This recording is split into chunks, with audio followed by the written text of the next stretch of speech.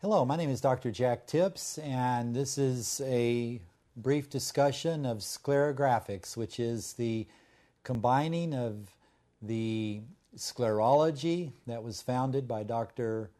A.S. Wheelwright back in the 1950s, and the foot glyphology, which was also established by Dr. Wheelwright, and how the two combine into the program called Scleragraphics that allows a natural health practitioner to understand in greater detail the meaning of the stress patterns that are affecting a person, with more specific information on how to design a remedial program. In other words, a therapeutic program can easily be determined by looking at this reflexive information. Now, this reflexive information in the sclera, from the sclerology, is constitutional. And so we're going to be looking at the weakest links in a person's health picture, in the flow of energy around and through their body, and where it meets any congestive influence will cause a line here to appear that we're going to look at and interpret. And I'll explain more on this in a minute. And then the feet are showing more current information, particularly regarding bacteria, fungus, virus, parasites, spirochetes, the types of organisms that find a terrain in a congestive pattern and then become a contributing factor to symptoms and become an obstacle to cure. So between these two sciences, both developed by Dr. Wheelwright, one to enhance the other, one to clarify the interpretation of the other, these two sciences are being joined together as the study of sclerographics, and this is a video to announce the new class and a new course that will teach this science from the causational and the practitioner directed perspective. A little bit on the history of this. I met Dr. Wheelwright back in 1984, and he charted my eyes and feet and instantly had access to information that had puzzled many other health professionals of many other disciplines that was bothering me in my health. And personally, what he found that was verified in my feet was a concern regarding parasites. Now, I had not told Dr. Wheelwright that I'd lived in Central America for quite a bit, camping out and that sort of thing.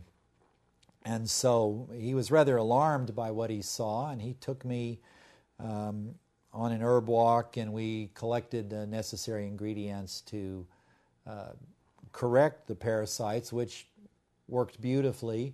And he was instrumental at that moment of meeting him in my life of setting my health into a more vibrant and comfortable lifestyle. And so in that same spirit, I present this information, and in fact, in that spirit, it's driven me deeper and deeper into becoming a healer practitioner and being able to be that point of leverage in other people's lives that steer them toward better health, better self-sufficiency, and of course, only by using the natural methods. So Dr. Wheelwright developed these sciences and started teaching these to me back in 1984. Before he died in 1990, I'd compiled with him the sclerology course, and we set up an organization called the International Sclerology Institute to certify people in this foundational sclerology that Dr. Wheelwright brought forth. And Dr. Wheelwright gave certain tenets to me that he wanted to see followed through. Number one, he said sclerology is simple. It should not take long to learn it. Number two, he said teach it in its entirety. I'd proposed that it be broken up into modules or, level 1, level 2. He said, no, it's too simple, it's too easy, it's too insightful. It's for every person on this planet. You don't have to have specialized training. Wrap it up and get the word out. Secondly, in the information in the feet, he had been developing that but was not finished when we were working with the sclerology, and he asked me not to bring out the material on the feet until after his death. And it was at least 10 years later, after he died, before I brought out the foot glyphology. Now, Wheelwright set up a system saying that the most chronic congestive patterns, symptom expressions in the body would eventually register in the iris. And he said the more recent, all the way through to the innate constitution, meaning the genome, the quick genome expressions, the weakest links from the parents' genetics were already imprinted in the sclera, but that the sclera would also be showing more recent exacerbations of those stress patterns, mainly due to diet, stress, and that type of thing. And so the sclera gives us a more recent portrait, but that portrait is overlaid over the deepest constitutional information available. Then Wheelwright said the lines in the feet change much more rapidly. And I immediately challenged that and said, well, Doc, people are wearing shoes, their feet are getting bent and pushed, and they're going to have lines on the soles of their feet. And he showed me my feet and said, show me where these little fine lines come from. Walk your foot, squeeze your foot, move your foot. Show me how you get a wrinkle there. And I was unable to do it, of course. And he showed me that these lines, these particular what are called track patterns in the soles of the feet, were indicative of some large parasites. And so I was very glad to do his program and become better. And then when I look at my feet, those lines had lightened by 90%. They weren't wrinkles, they were just fine lines left. And so I realized the dynamic that a properly applied therapy might well, particularly as it relates to pathogenic involvement or long-standing pathogenic involvement that actually alters the very fine lines that lay over the reflex zones in the feet, that those could change rather rapidly. The lines in the sclera, if it's a constitutional line and you back off some of the recent stress to that pattern, it'll still remain there, but the lines do change, the lines relax.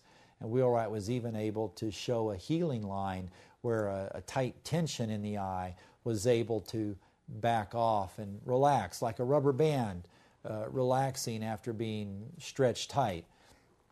And we see the vessels that rise up in the sclera relax, lighten in color, and change. And this gives efficacy that our program is indeed curative. Oftentimes, even in the natural health therapies, people seem to end up settling for palliation or amelioration. In other words, they get a little bit of help and they feel better a little bit, and they consider that to be a successful case. According to Dr. Wheelwright, it wasn't successful till the body had a cure and no further work was needed. And he always held that the body had its own innate cure. So what happens here is we actually engage the body, and we call this course Conversations with the Healer Within, because the body is giving us the archetypal pattern as well as the acquired layered stress patterns and congestive patterns to its free flow of energy.